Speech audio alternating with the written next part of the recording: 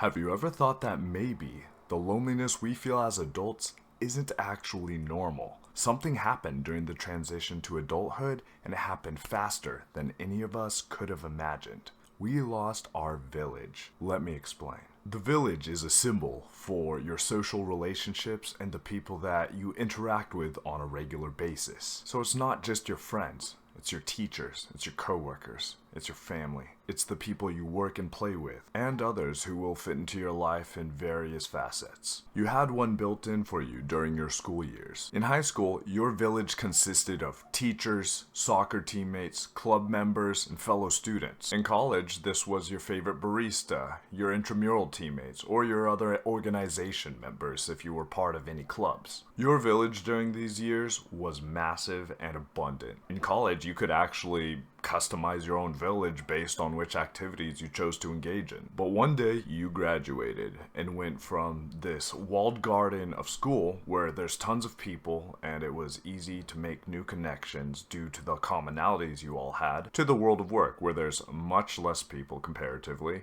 and where people don't want to see each other outside of work hours due to being around each other all the time. On top of that, there's now the added friction of having to put in actual investment and effort into maintaining and building new relationships. Tons of friction is introduced to building and maintaining relationships. If you want to go eat with somebody, you have to drive 30 minutes to meet them there, 30 minutes back, maybe there's traffic. Most people are working now, so time is precious. How much does that relationship really mean to you? As such, relationships start to drift. You start finding out you weren't as important as you thought in other people's lives, and vice versa. And as the years wear on, you start finding less and less text messages greeting you when you wake up, less plans on the weekends, your free time being consumed by chores and doctor's visits. You find yourself spending your free time doom scrolling in your room because you're too tired to do anything else. And before you know it, that dull ache has started to pound in your heart.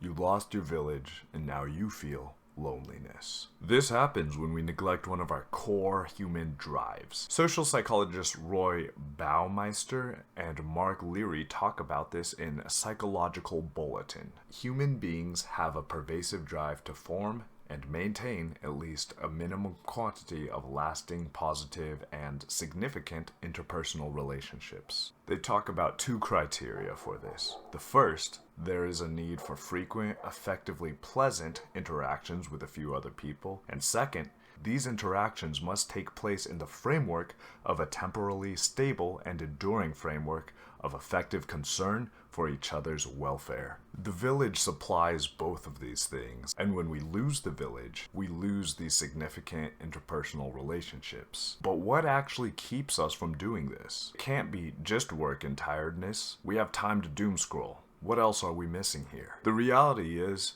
rebuilding your village is inconvenient. It requires you to show up when you don't want to. It's never as easy as we would like it to be. It requires doing things on purpose. It requires making room in your schedule so that you can be there for other people. Whether it's to play, work, to nurture the relationships that fight that dull ache in your heart. When you're in school, you have all the time and convenience in the world to make this happen. But as adults, it does require energy and effort. So what are the ways that we can find our village and be a villager? That's gonna have to be a video for another time. If you have details or stories, I'd love to hear them. But otherwise, thanks for watching, and I'll catch you in the next one.